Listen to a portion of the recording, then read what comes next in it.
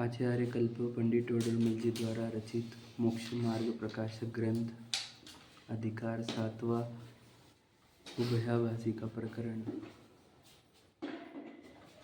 श्री जिनेंद्र भगवान के वचन समूह शरण में उद्धरित हुए भव्य जीवों के उपकार के लिए।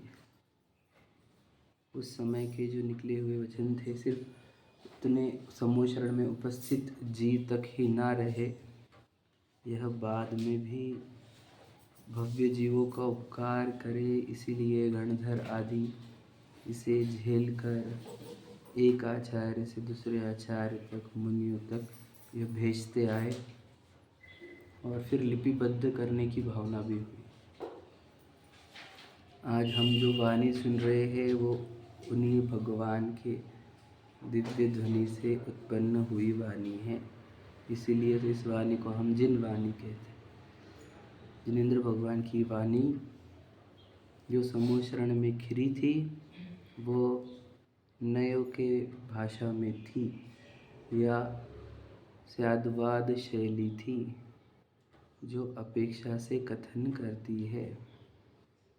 समझ रहे? किसी के अपेक्षा से, किसी व्यक्ति की अपेक्षा से या कोई अंश की अपेक्षा से, एक अपेक्षा को मुख्य करके दूसरी अपेक्षा को गौण करना, यही नयों का कथन होता है।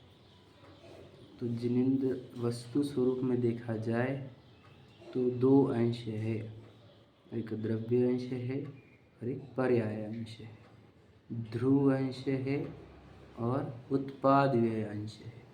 ठीक है, तो ध्रुव अंश जो है वो अनंत काल से जैसा का तैसा है और अनंत काल तक वैसा की वैसा है, इसलिए वो ध्रुव अंश पूर्ण शुद्ध है, वो किंचित भी मलिन नहीं हुआ, क्योंकि कोई और द्रव्य उस ध्रुव से मिलता नहीं, ये किसी और में मिलता नहीं। तो ध्रुव अंश पूर्ण शुद्ध है, किंचित भी उसमें अशुद्धि नहीं। और पर्यायों में दो प्रकार के परिणमन होते हैं, स्वभाव और विभाव। सिर्फ जीव और पुद्गल में वैभाविक शक्ति होने से इन दो द्रव्यों के गुणों की पर्याय स्वभाव और विभाव रूप होती है।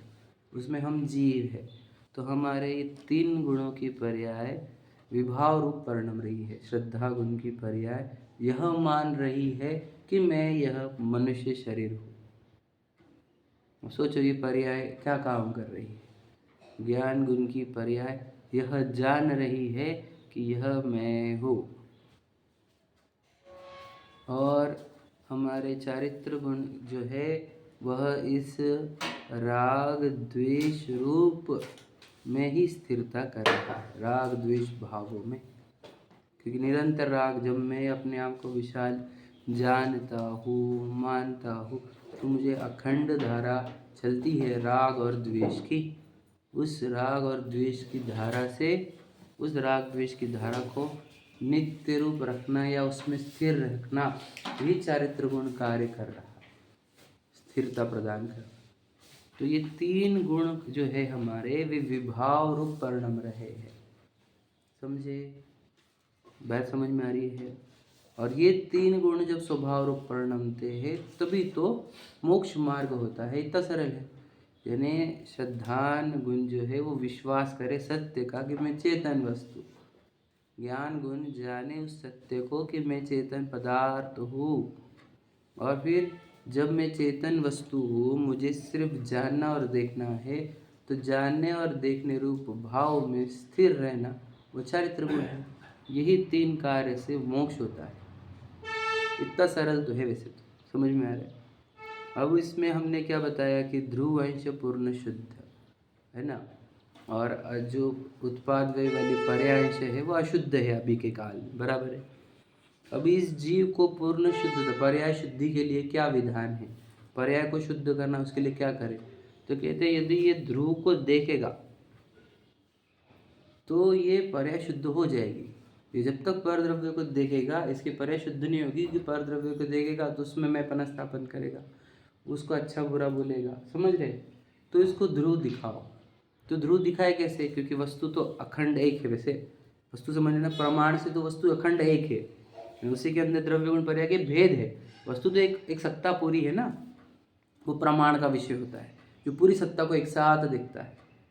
तो कहते हैं अब इसको कैसे बताए कि एक शुद्ध अंश अंदर है, तो उस तब नए का स्टार्ट होता है चैप्टर। वस्तु अखंड रूप से एक है, समझे क्या? लेकिन उसके अंदर भेद करना ये नयों का कार्य होता है। उसके ध्रुव अंश को मुख्य करके उसके पर्यांश को गौण करना, यही शुद्ध निश्चय नय है। समझ रहे? वो कहते हैं देखो अपन शुद्ध ही है, बोले अरे अशुद्धि, उसको गौण कर दो, अपन ध्रुव है। समझ रहे कि नहीं? अपन शुद्ध है, ध्रुव है, त्रैकालिक है, भगवान है। समझ रहे कि नहीं? तो ये देखते हुए पर्याय भी शुद्ध होने लगी। समझ लेना, प्रोसीजर पूरी समझ लेना। पर्याय को शुद्ध करने की प्रोसीजर ये है कि पर्याय के बारे में बात करने की नहीं। सिंपल बात समझो आप। पर्याय को देखोगे, पर्याय कभी शुद्ध होती नहीं, क्योंकि पर्याय तो याद रखना, जब हम पर्याय को देखना बंद करके ध्रुव की, समझेंगे, रुचि करते हैं, ध्रुव का ज्ञान करते हैं, ध्रुव में रमण करते हैं, तो पर्याय शुद्ध। तो ये तो वही हो गया पर्याय। तो हमने पर्याय का नाम लिया नहीं, हमने ध्रुव ध्रुव ध्रुव बोला। तो जो निश्चय नहीं होता है वह ध्रुव की ओर इशारा करके पर्यायों को गौण करता है। समझ में आ रहा है बात को? अब थोड़ा सा और समझाता हूँ। अब ये जो पर्याय के अंदर अशुद्धि है, यह ज्ञान का विषय है। ठीक है, ध्यान से सुनना। इसे व्यवहाराभासी श्रद्धान का विषय बनाता है। क्या कहा कि नहीं, हम तो शुद्ध अशुद्ध ही है, जो कल बताया था अपन ने। जो ज्ञान का विषय था उसे श्रद्धान का विषय बनाता है कौन? व्यवहाराभासी। बताता हूँ अभी और थोड़ा सा डिटेल। और मैं ध्रुव हूँ, समझे कि नहीं? ध्रुव हूँ, शुद्ध हूँ, यह श्रद्धान का विषय था। इसे ज्ञान का विषय बनाता है कौन? निश्चयाभासी। ये श्रद्धान का विषय था। समझे कि क्या कहा? तो ज्ञान का विषय नहीं है वो। मतलब क्या? तू अभी ही ये मान ले कि मैं शुद्ध हूँ, अभी ही ये जान रहा है कि शुद्ध है, तो तू अशुद्ध पर्याय नहीं जान रहा। क्या कह, समझे कि नहीं? वो श्रद्धान का विषय है। समझे क्या? आप समझे? थोड़ा सा और गहराई समझना। तो व्यवहाराभासी क्या कर रहा है? जो ज्ञान का विषय था उसको श्रद्धान का विषय बना रहा है। और निश्चयवासी क्या कर रहा है? जो श्रद्धान का विषय था उसको ज्ञान का विषय बना रहा है। समझा क्या ये बात? ये दो बातें समझ में आ रही है? बहुत गहरी है, इंपॉर्टेंट है। श्रद्धान का विषय मतलब ध्रुव जो पार्ट है वो श्रद्धान का विषय है हमारा, और अशुद्ध पर्याय वो ज्ञान का विषय है। मतलब वो जानकारी होनी चाहिए उस अशुद्ध पर्याय की। समझे कि नहीं? बात समझ में आ रहा है यहाँ तक? और शुद्ध ध्रुव अंश का पूरा विश्वास होना चाहिए, उसका एकत्व ममत्व होना चाहिए, है ना? उसी के अंदर मैंपना स्थापन होना चाहिए। समझे? तो ध्रुव अंश का एकत्व चाहिए, अर्थात उसके अंदर मैंपना, अहमपना चाहिए। और पर्याय अंश का उसको क्या करना है वो बता देता है। समझे कि नहीं? तो पर्याय, अब ध्रुव अंश और पर्याय अंश दो अंश हुए। अब ये दो है, दो अंश है, यह हमने जाना जिनवानी से, पढ़कर या सुनकर। तो ये मति ज्ञान का विषय हुआ। ध्यान से सुन लेना, आपने पढ़ा होगा या सुना होगा कि वहाँ पर दो अंश है, एक ध्रुव अंश है, एक पर्याय अंश है। ध्रुव अंश शुद्ध है, पर्याय अंश अशुद्ध है। ठीक है, ये हो गया, ज्ञान में आ गया। किसमें आया? मति ज्ञान के थ्रू आया। अब श्रुत ज्ञान में ये कार्य होता है क्या? कि उस पर्याय को गौण करो और ध्रुव को मुख्य करो। तो ये श्रुत ज्ञान के कार्य को ही नय कहा जाता है। समझ लेना बात, क्या समझे कि नहीं? मुख्य गौण वाला कार्य कौन करता है? श्रुत ज्ञान। ध्यान से सुन लेना, मैं और आपको समझा देता हूँ, थोड़ा और क्लैरिटी लाओ, बहुत इंपॉर्टेंट है। जैसे देखो, हमने जिनवानी पढ़ी, जिनवानी में हमारे को पता चला कि हम तो संसारी है, दुखी है, चारों गति में भटक रहे हैं, निरंतर दुख हो रहा है ना, संसार में बहुत दुख है। अब ये पूरे कथन हो गए पर्याय के अशुद्धि वाले।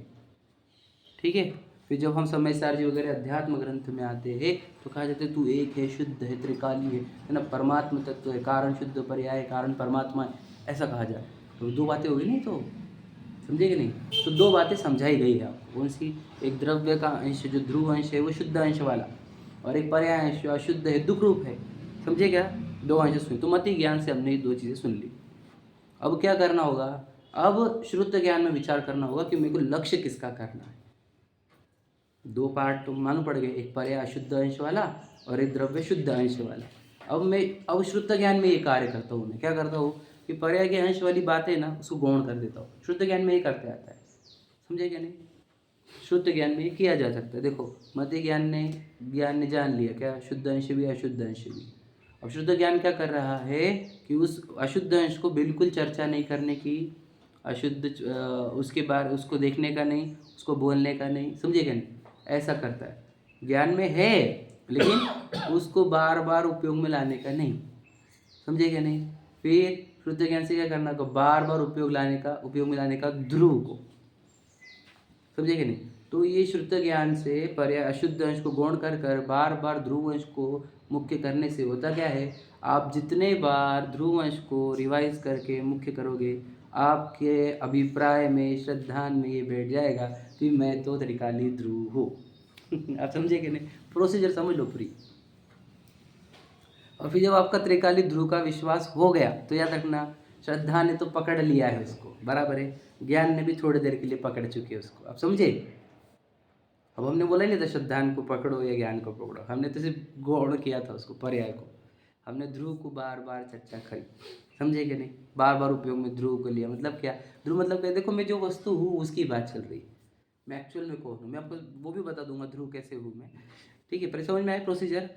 अब देखो फिर अब क्या हो बचा? अब बचा चारित्र गुण, वो आने आ रहा है अभी, मतलब स्थिरता नहीं आ रही है, तो वो धीरे धीरे आ जाएगी।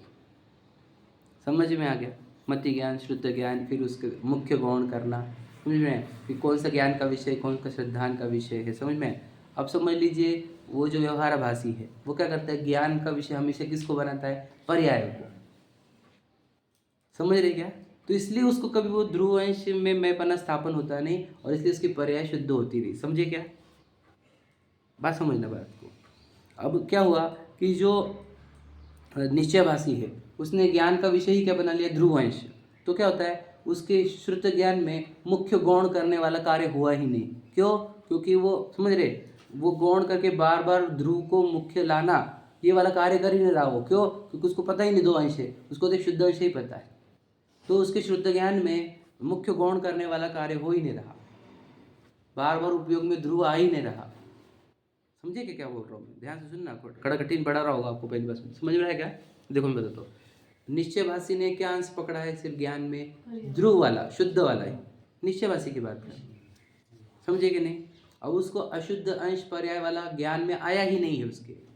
तो शुद्ध ज्ञान में अशुद्ध पर्याय को गौण करके बार बार ध्रुव को मुख्य करना है ना, ये वाला कार्य वो कर नहीं सकता, तो इसलिए उसको भी सम्यक्त नहीं होता। और व्यवहारभाषी को क्यों नहीं हुआ? क्योंकि शुद्ध ज्ञान में उसने बार बार उपयोग में क्या ला रहा है? अशुद्ध पर्यायों को। आप समझे क्या? समझ में आ रही बात को? और उभयभाषी दोनों को ला रहा है। किसको? शुद्ध पर्यायों को भी, शुद्ध ध्रुव को भी और अशुद्ध पर्यायों को, इसलिए उसको भी नहीं होगा। आप समझे? समझ में आया भैया?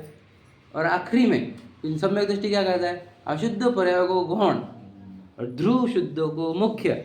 इससे ही उसका अभिप्राय बैठ जाता है कि मैं तो त्रिकाली ध्रुव भगवान। समझ में आ गया प्रोसीजर? निश्चयभाषी, उभयभाषी, व्यवहारभाषी सब आ गए इसमें। और वो मुख्य गौण, मति ज्ञान, शुद्ध ज्ञान, द्रव्यांश, पर्यायांश, पूरा चैप्टर हुआ आपको। ये पूरा ज्ञान दोनों का करता है ना? दोनों का ज्ञान करता है, पर वो मुख्य गौण नहीं कर पाता है, दोनों को मुख्य रखता है। हाँ, निश्चयभाषी ने किसको मुख्य कर दिया? निश्चयभाषी को नहीं, याद रखना, निश्चयभाषी मुख्य कर ही नहीं पाया क्योंकि उसने ऑलरेडी खुद को शुद्ध ही अंश मान लिया था। हाँ, वो क्रिया इसी से स्वच्छंदी है उसकी, क्योंकि उसने पर्याय के अशुद्धि को अशुद्धि जाना ही नहीं। अगर जानता तो उसको सुधारता था। समझे क्या? अब देखो बहुत अच्छा है, समझने लायक है ना? समझ में आ गया? वो व्यवहारभाषी ने किसको किया? अब निश्चयभाषी के पास दो अंश है क्या? पहले बताइए। नहीं। अच्छा, व्यवहारभाषी के पास दो अंश है क्या? नहीं। उसके पास भी दो अंश नहीं है। उभयभाषी के पास दो अंश है क्या? है, लेकिन दोनों मुख्य है। समझ में आया? असम्य दृष्टि के पास दो अंश है, एक मुख्य है और एक गौण है। क्लियर? अब ये सब चीजें पकड़ो अंदर, आगे पकड़ ले तो होगा तुम्हारा काम।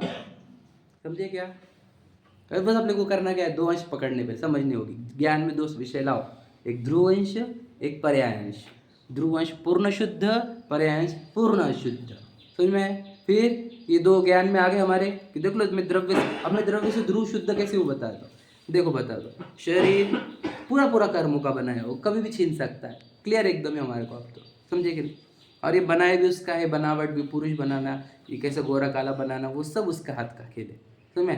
शरीर तो पूर्णतः अपन नहीं है, पहली बात समझ। दूसरी बात, अब अंदर क्या है? अब अंदर चलते आपको भाव, अशुभ भाव चलते कि मेरे बच्चे हैं, मेरी पत्नी, मेरे को गाड़ी बंगले ये वाले, समझ रहे कि नहीं? और शुभ भाव चलते मंदिर पूजन भक्ति वाले। अब ये भाव ध्रुव है क्या? बचाओ, ये आते चले जाते, आ रहे चले जा रहे, तो वो तो मैं हूँ नहीं। जो आ रहा जा रहा वो मैं कहाँ हो सकता हूँ? समझने की बात है। देखो, अगर मैं वो हूँ, वो भाव समझ लो, कौन सा?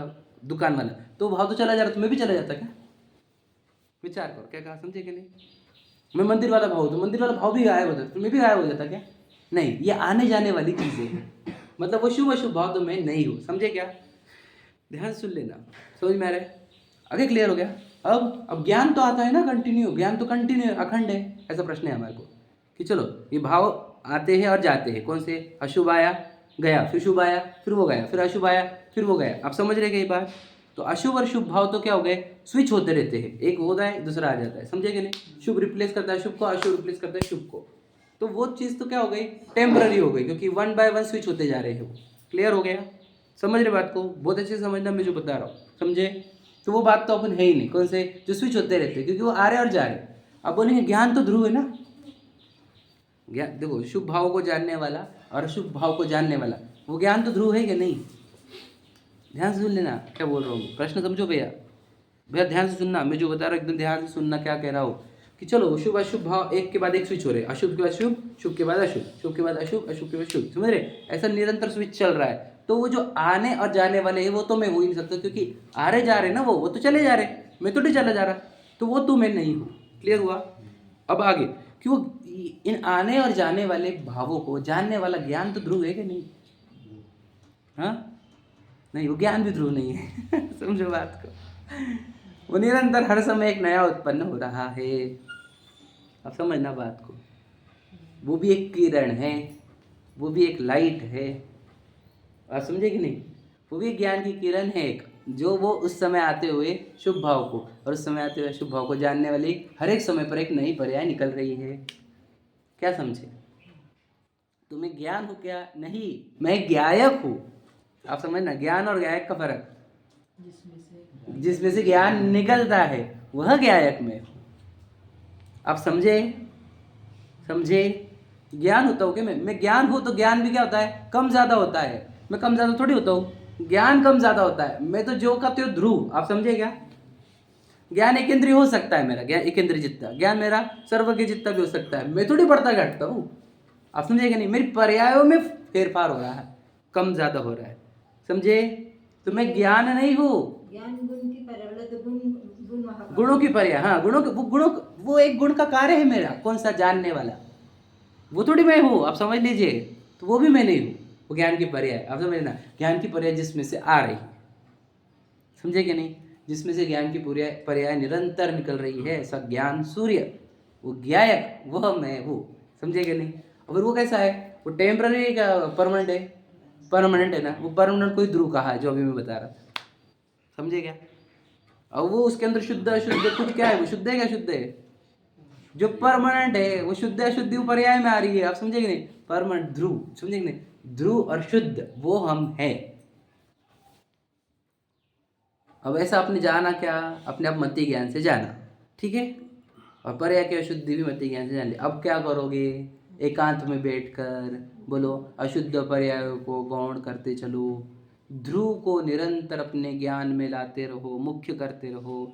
जितना अपने ज्ञान में आपके ध्रुव को मुख्य किया, तब आपका अभिप्राय ध्रुव के अंदर या श्रद्धा गुण की पर्याय ध्रुव में मैंपना स्थापन करेगी। तब आप सम्यक दृष्टि होगे, तब मोक्ष मार्गी होगे, तब सुखी होगे। उसके बिना सुखी होने का कोई स्कोप नहीं। समझ में आया क्या? तो हम बताओ हम किसको मेहमान, ये पिद्दी से पुद्गल को। बताओ कितने पागल हो गए हैं। मोह सोचो, मोह निद्रा कैसी डेंजर है। हम जाग ही नहीं रहे कि हम वो पुद्गल मिट्टी का ढेला पुरुष स्त्री आकार का एक बनाया कर्मों ने। अब समझेंगे कब हम? यही मानते हैं। नहीं तो फिर अशुभ अशुभ भाव कि मेरी पत्नी मेरे बच्चे वाले भाव, ये तो मंदिर जाने के भाव, स्वाध्याय करने के भाव, सीखने सिखाने के भाव, वो मैं। सोचो कहाँ कौन से लेयर पर है अपन। नहीं तो फिर वो जो जान रहा है वही मैं हूँ, वो भी नहीं है हम। जानने की पर्याय जिसमें से आ रही है वह त्रिकाली ध्रुव, वह मैं हूँ। अब हमारे पास जब तक वो मैं नहीं है, याद रखना, मैं पने में जब तक वो त्रिकाली ध्रुव नहीं आया तब तक हम मिथ्या दृष्टि है। ये बात याद रखना, गलती से मत समझ लेना कि मैं सम्यक दृष्टि हूँ। समझे क्या? नहीं, हम तो भगवान को मानते नहीं, खुदे को गुरु को, तो हम तो सम्यक दृष्टि। ऐसा नहीं रहता सम्यक दृष्टि की परिभाषा। तुझे ये पता है कि तू कौन है? नहीं पता ना, तो यही मिथ्या दर्शन। आप समझे क्या? समझ में आया सब? तो हमारे को अब आपको ध्रुव वाली बात मैंने एक बताई, एक समझ में। तो ये ध्रुव अंश और अध्रुव अंश दोनों आत्मा में है, ये कहना प्रमाण का कथन होता है जिसने पूरी वस्तु को बताया। एक ध्रुव अंश प्योर वाला और एक पर्याय अशुद्ध वाला, दोनों एक आत्मा का ही पार्ट। ये हो गया प्रमाण का कथन। समझ में आ रहा है? शुद्ध अशुद्ध द्रव्य पर्याय दोनों को मिला करके जो कहता है, पूरे एक वस्तु को एक साथ बोलता है, अखंड बोलता है, वो होता है प्रमाण। तो अब ये देखने से प्रमाण की दृष्टि से क्या होता है? प्रमाण ज्ञान का विषय हो सकता है लेकिन श्रद्धान का विषय नहीं हो सकता। फिर प्रमाण के बाद हमारे को चाहिए क्या की गरज है हमारे को? नयो की। समझे क्या? प्रमाण से हमारा सम्यक तो होता नहीं, नय। इसलिए याद रखना, आचार्य अमृत चंद्र जी ने शुद्ध नय को भगवान जैसी उपमा दी है। अब शुद्ध नय का अवतरण होता है, ऐसा लाइन लिखी समय सार जी। मतलब उन्होंने शुद्ध नय को अवतरण जैसा कहा, कोई किसी का अवतार आया है, कोई अवतार आया है, उन्होंने भगवान जैसा बोला है शुद्ध नय को। सच बताऊंगा, मैं पढ़ के दिखा दूंगा मैं आपको समय सार जी की बुलाई नहीं कि शुद्ध नय का अवतरण होता है। अब शुद्ध नय आ रहा है, अब शुद्ध नय आ गया, अब क्या करेगा? उसी शुद्ध उस वस्तु में से जिसमें अशुद्ध पर्याय भी है और ध्रुव अंश है, उसको वो दो साइड डिवाइड करके दे देगा और बोलेगा इसको देखो मत इसको देखो। प्रमाण मतलब अवैध नहीं हो सकता। हाँ, भेद भी। प्रमाण मतलब अभेद। तो अवैध करना रहता ना आखिरी में, तो भेद से। हाँ, वो समझ गया, वो बात समझ में। वो आगे वाला पार्ट है, वो आखिर में समझाऊंगा, वो अभी मत समझो आप। अभी तो हमारे को बोलो शुद्ध ज्ञान से दो भेद करके एक को गौण करना है, ये वाली भूमिका है हमारी। अभेद वाली भूमिका बाद में बताऊंगा आपको। अखंड एक अभेद देखा जाता है, वो अलग बात है। समझे कि नहीं? पहले आप मुख्य गौण करके मैं पने का स्थापन करो, किस में? उस ध्रुव में ही। आपने वर्ड सुना होगा, आपको गहराई से सुनिए, अगर आप जितना स्वाध्याय किया होगा, एक वर्ड रिपीट आता है, त्रिकाली ध्रुव, त्रिकाली ध्रुव। बहुत बार बोला जाता है पूरे मुमुक्षु समाज में, हजारों लाखों नहीं, अनंतों बार बोला जाता है एक वर्ड त्रिकाली ध्रुव। वो त्रिकाली ध्रुव की बात कर रहे हैं अभी। त्रैकाली है और ध्रुव है। आप समझे कि नहीं? अब समझ में आए बात को? तो फिर उस ध्रुव को मुख्य करना और पर्याय को, अशुद्ध पर्याय को गौण करना। समझे कि नहीं? यह सम्यक दर्शन का कारण है। अगर हम ये करेंगे तो हम धार्मिक होंगे, तो हम सम्यक दृष्टि बनेंगे, तो नहीं होगा। सम्यक दर्शन के समय ज्ञान का कार्य रहेगा ना। समझिए, उस समय में पर स्थापन होगा ना उसके अंदर। जैसे अपने मुख्य गौण किया, किसमें किया? शुद्ध ज्ञान में। बात समझेंगे नहीं? शुद्ध ज्ञान में किया जा रहा है मुख्य गौण, और जब मुख्य गौण कर मुख्य वाले अंश को श्रद्धा में पना स्थापन करेगी तो वो सम्यक दर्शन हो जाएगा। समझे? तो मुख्य गौण करने के लिए क्या करना होगा? पर्याय का चिंतन बंद करो, अशुद्धि का। अब बहुत अच्छा लाइन थी, बाबूजी युगल जी बोलते थे कि घर में मान के चलो महोत्सव चल रहा है, तो तू मरने की खबर क्यों लेकर आ रहा है, या किसी के मरने की खबर। अब समझे कि नहीं? मतलब यहाँ पे त्रिकाली ध्रुव के गीत गाए जा रहे हैं, तब तू पर्याय के अशुद्धि के गीत क्यों गा रहा है हमारे सामने? आप समझे कि नहीं? अरे जब हम ध्रुव धाम की चल रही चर्चा, जब यहाँ महोत्सव चल रहा है, महामहोत्सव ध्रुव धाम के, है ना, वर्ण का, ध्रुव धाम के अमरत्व का, ध्रुव धाम के शुद्धत्व का जब चर्चा चल रही है, तो पर्याय की अशुद्धि की चर्चा क्यों उठा रहा है? क्या समझे? मत बोलो पर्याय की अशुद्धि को, हम जानते हैं पर्याय अशुद्ध है। समझे क्या नहीं? और उसको अशुद्धता को नष्ट करने के लिए हम ध्रुव की चर्चा कर रहे हैं। हम पर्याय की अशुद्धि को गौण कर रहे हैं, निषेध नहीं। बात समझ लेना, निषेध करना एकांत होता है, गौण करना नय।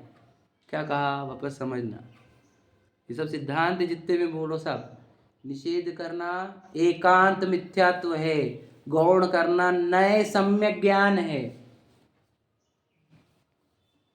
सम्यक ज्ञान में ही नए होते हैं, पता है आपको, बात सुना आपने, मिथ्या दृष्टि के नए नहीं होते, सम्यक ज्ञानी के ही नए होते हैं। ये लाइन भी सुनी होगी आप।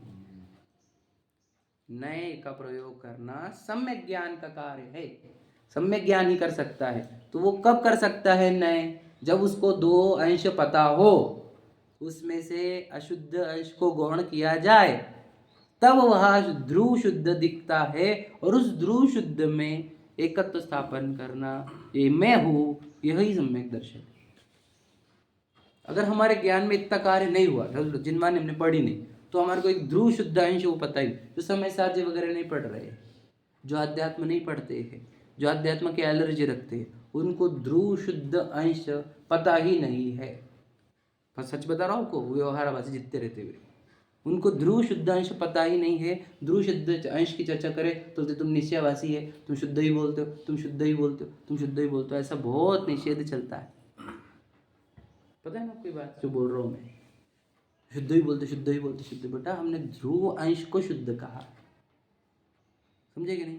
पर्याय की अशुद्धि के लिए हमारे श्री शास्त्र पढ़े, पर्याय की अशुद्धि बताने वाले, समझे कि नहीं। वो अध्यात्म जो ध्रुव शुद्ध अंश को बताता है, समय सार जी ध्रुव शुद्ध अंश को बताता है, समझ में आ रहा है। और पर्याय की अशुद्धि, पर्याय की अशुद्धि तो कही है कि गति हो रही है, 4 गतियाँ, 8 कर्म है, मोह राग द्वेष भाव है, प्रशस्त राग भी राग में आता है, तो चर्चा तो वो क्या है, पर्याय की अशुद्धि की चर्चा भी है।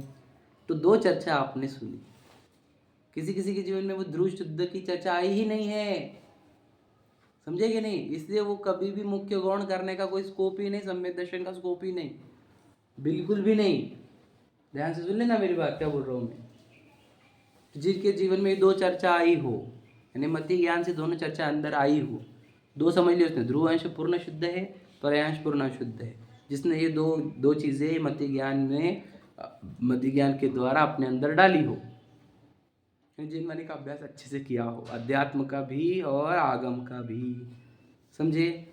2 बात समझ में आई। ऐसा जीव जब एकांत में चिंतन करेगा, वो श्रुत ज्ञान का कार्य होगा, जो वो एकांत में चिंतन करेगा तब। तो इसमें 2 अंश है मेरे पास, एक ध्रुव त्रिकाली ध्रुव में, और एक पर्याय मलिन। तो वो उस काल में बोलता है कि मलिन पर्याय को क्यों देखना, जब मैं त्रिकाली ध्रुव हूँ, समझे कि नहीं। मलिन पर्याय एक समय की कभी भी पलट सकती, मेरे हाथ में भी नहीं पलटना उसका, मैं उसका लक्ष्य ही क्यों करूँ, मैं देखूँ क्यों उसको, और उसको देख कर मेरे अंदर नकारात्मकता क्यों क्रिएट करूँ। मैं ध्रुव को देखूँ ना, तो फिर वो अपने शुद्ध ज्ञान को ध्रुव की ओर, है ना, समझ रहे कि नहीं, पलटता है। मतलब क्या, अपने ही ज्ञान के विषय यानी उपयोग को कहाँ लेकर गया, ध्रुव की ओर, अशुद्ध पर्याय की ओर लेकर नहीं गया, उसको रिवाइज नहीं किया, उसको भूला जैसा, समझे कि नहीं।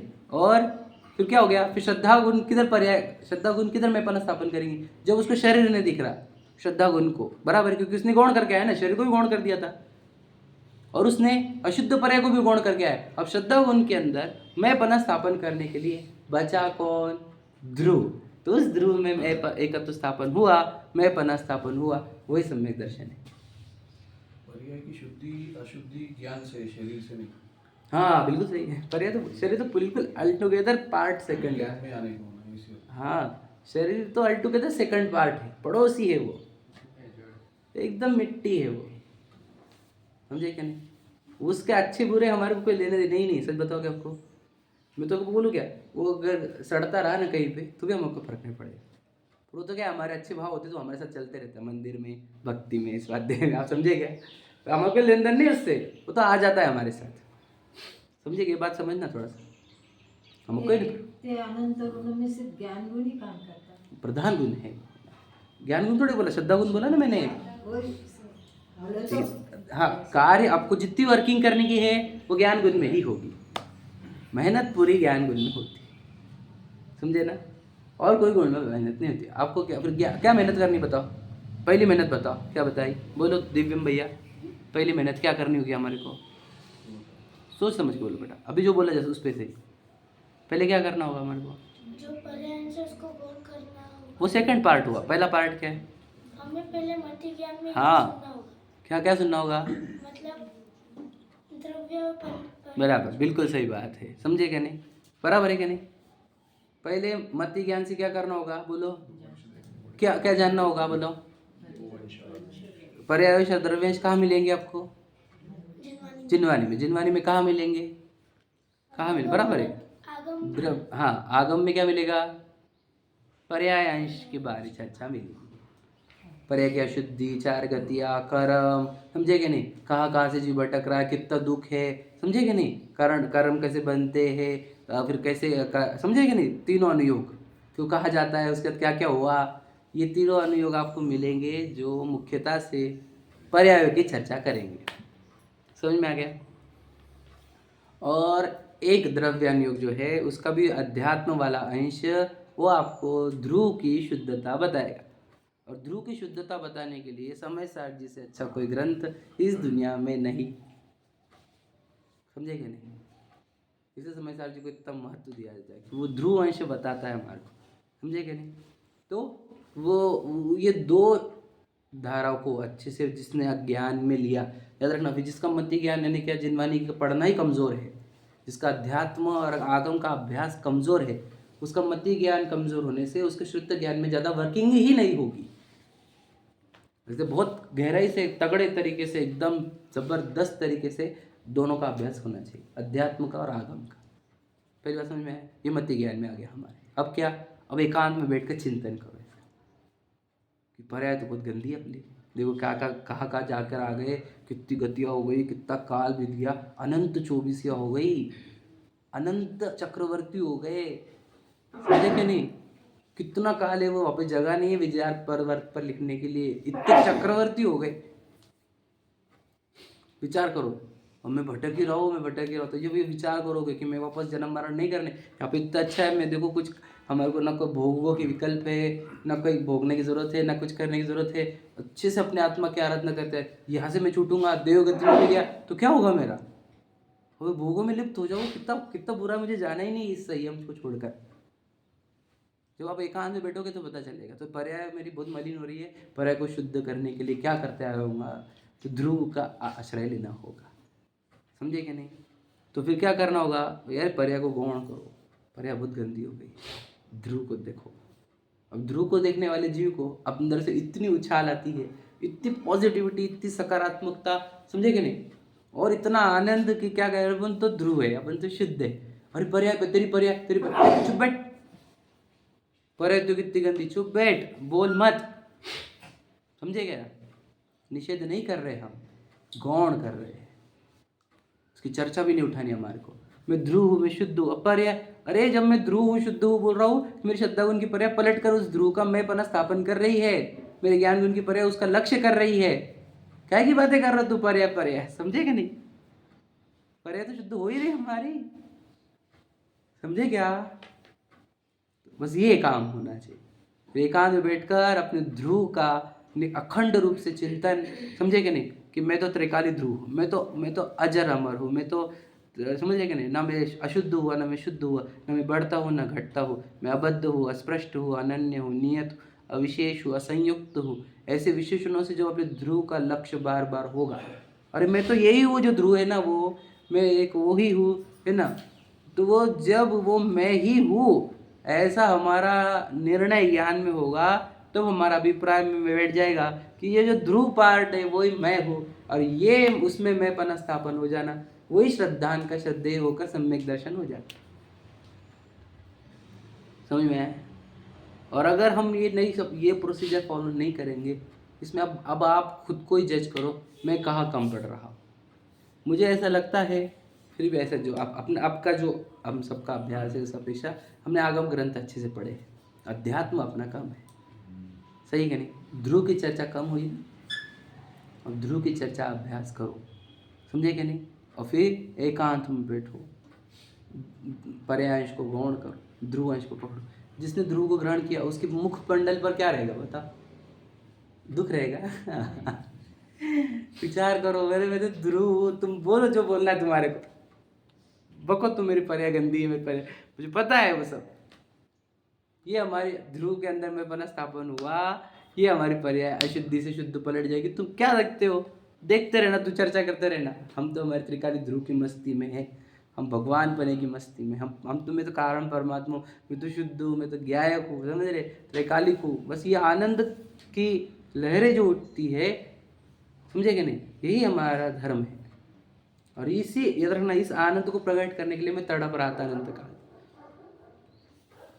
वो तभी आएगा जब हम ध्रुव में मैं पना स्थापन करेंगे। हमारे को पर्याय की अशुद्धि का भी चिंता बची नहीं, समझे कि नहीं। इतना आनंद की जिसकी कोई कल्पना नहीं कर सकता। याद रखना, जो आनंद चक्रवर्ती को नहीं हो सकता, समझे कि नहीं। मतलब समझ लो मिथ्या दृष्टि कोई भी जीव हो, इंद्र को, अगर स्वर्ग के देव को नहीं है ना, राजा महाराजाओं को नहीं है, अरबपतियों को नहीं है, सुंदर लोगों को नहीं, प्रसिद्ध लोगों को नहीं, एक्टर एक्ट्रेस को नहीं, किसी को नहीं, वो आनंद तीन अखत जो आनंद लयो, सो इंद्र नाग नरेंद्र वा अहमिंद्र के नाही कयो।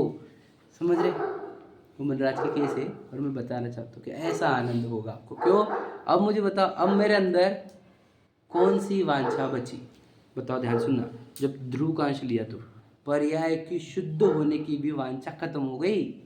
बताओ, अब तो ना कोई वस्तु चाहिए, ना कोई व्यक्ति चाहिए, ना स्वर्ग नरक की इच्छा, समझे कि नहीं, कुछ भी इच्छा नहीं। और पर्याय की शुद्धि होने की, केवल ज्ञान उत्पन्न होने की, वो भी इच्छा नहीं। अब बताओ, ऐसा जीव पूर्ण निर्वांछक होने से उसी को ही वीतरागी कहा है। जो ध्रुव में बैठता है वही निर्वांछक हो सकता है। क्या कहा? और उस निर्वांछक पने को ही सम्यक दर्शन, सम्यक ज्ञान, सम्यक चरित्र कहते हैं। पर्याय की अशुद्धि का भी लोड नहीं हमारा। तो भगवान महावीर जो 30 साल से 42वें साल तक थे, तो पर्याय की शुद्धि का टेंशन था क्या? विचार करो। वो तो अपने ध्रुव की मस्ती में थे, तो पर्याय शुद्ध भी हो गई, केवल ज्ञान भी हो गया, निर्वाण भी हो गया। समझे कि नहीं? कल का सवाल का जवाब मुझे मिल गया। मैं बोली थी ना पर्याय में फिर पार। तो अभी गौण करने का उसमें फेर हाँ, बिल्कुल सही बोले।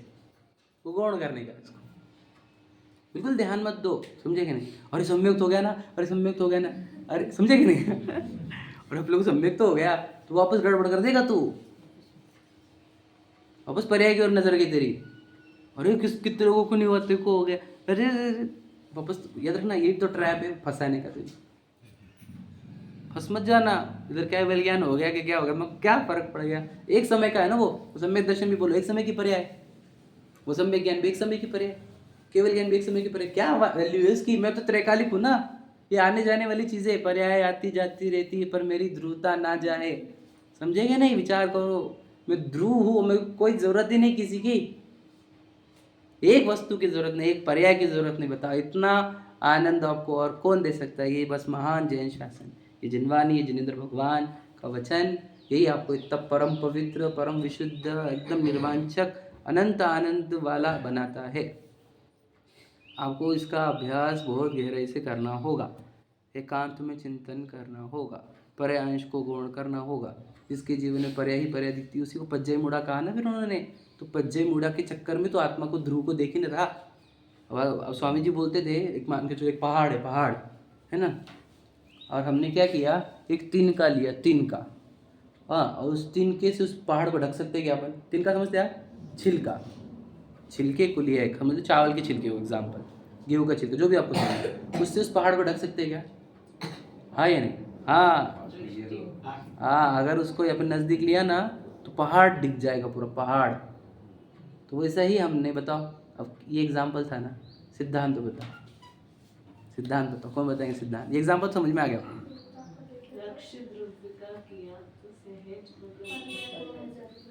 ये थोड़ा ये ऑपोजिट एंगल में हुआ, मतलब ये भी चलेगा जरूर, लेकिन मेरा एंगल अलग है, समझे क्या नहीं? आप जो बोले बराबर है। कहते हैं उधर ध्रुव का महान साम्राज्य खड़ा, और तू एक समय के अशुद्ध पर्याय को सामने लाता है और वो पूरा भगवान गौण हो जाता है। नहीं देखा निज शाश्वत देव, रही क्षणिका पर्याय की प्रीत, क्षम्य कैसे हो ये अपराध। समझ में, ये लाइन समझ में कहाँ से आई हुई है? ये इस कंसेप्ट से आई है। अरे हम भगवान पने को गौण कर दिया हमने एक समय की अशुद्ध पर्याय के चक्कर में। सोचो अभी हम मुख्य गौण कर रहे हैं, लेकिन गौण हो रहा है भगवान और मुख्य हो रही एक समय की पर्याय। सोचो ये कैसे अपराध क्षम्य होगा? ये अपराध क्षम्य नहीं, क्षम्य मतलब क्या? क्षमा करने योग्य नहीं है ये। इस अपराध का दंड मिलेगा। सोचो अशुद्ध पर्याय के लिए एक ध्रुव गौण हो रहा है, यहाँ तक भी ठीक था। तू पत्नी के लिए, बच्चों के लिए उस ध्रुव को गौण कर रहा है, तू प्रसिद्धि और प्रशंसा के लिए उस ध्रुव को गौण कर रहा है। विचार करो, जो प्रसिद्धि प्रशंसा पत्नी बच्चे यूं छूटने वाले, अभी वो तो पता भी नहीं 2-4 साल भी है क्या नहीं है हमारे को। बराबर है कि नहीं भैया? किसके लिए गौण कर रहा है, किसको? विचार तो करो। वो सब चीजें जो छूटने वाली है कभी भी, अभी भी, इसी वक्त भी, उसके लिए उस शाश्वत देव को, भगवान को छोड़ा जा रहा है। यही निगोद का कारण बनता है कि कौन सी चीज के लिए कौन सी चीज छोड़े। अब पूरी दुनिया में आप भगवान हो, ध्रुव हो, ये चर्चा कितने कम लोगों के पास गई, वो उन लोगों में आप हो। समझे क्या नहीं? अब ये चर्चा मिलने पर, अपना भगवान पढ़ने की चर्चा और वो विश्वास दिलाने वाले लोग मिलने पर भी हम लोग अपने ध्रुव का लक्ष्य नहीं करना, तो दंड तो बहुत बड़ा आएगा। क्योंकि अपॉर्चुनिटी बहुत कम लोगों को मिलती है और पंचम काल में मिल रही है आपको ये फैसिलिटी। वो तो हुंडा सरपनी का काल है तभी तो मिल रहा है, समझ लो। तो पंचम काल में तो मिलना असंभव था। सोचो हमारे तक ये बात जिसने जिसने पहुंचाई, उनके प्रति हमारे को कितना उपकार होना चाहिए। कोई बोलता है इनका नाम मत लो, उनका नाम, अरे हमारे को सबका उपकार है भैया जिसने यहाँ तक बात पहुंचाई है। समझे? हम नाम का आग्रह नहीं रखते, लेकिन उपकार हमारे को हर एक का है। व्यक्तिवाद में नहीं जाते हम, लेकिन हमारे को उपकार हर एक का है जिसने जिसने यहाँ तक ये बातें पहुंचाई है। समझे क्या? वे सब मेरे लिए वंदनीय नमनीय है। समझिए कि नहीं? क्योंकि उन्होंने ये बात नहीं पहुंचाते त्रिकाली ध्रुव की, तो मैं कैसे समझता मैं त्रिकाल? अरे हम तो बस पुरुष बच्चा मानकर जी रहा था मैं खुद को, लड़का। समझे कि नहीं? फिर पति मानकर या बाप मानकर, या समझे क्या नहीं, बस वक्ता मानकर जी रहे हम बस खुद को। हम है ही नहीं वो। सोचो तो वो भगवान ढक गया है एक छिलके से। बताइए, छिलका ही है, ये छिलका है वो। और क्षणिका पर्याय वो यही है, क्षणिका पर्याय। और हमको ने शाश्वत देव, निज शाश्वत देव। विचार को हमारे को अगर याद रखना, हर एक समय, जिस समय हमने उस निज शाश्वत देव का विचार नहीं किया, चिंतन नहीं किया, उसका भेद ज्ञान नहीं किया, उस क्षण उस भगवान को विदा देने का दंड में ही 8 कर्म बंधते हैं। क्या कहा? बात समझना मेरी बात।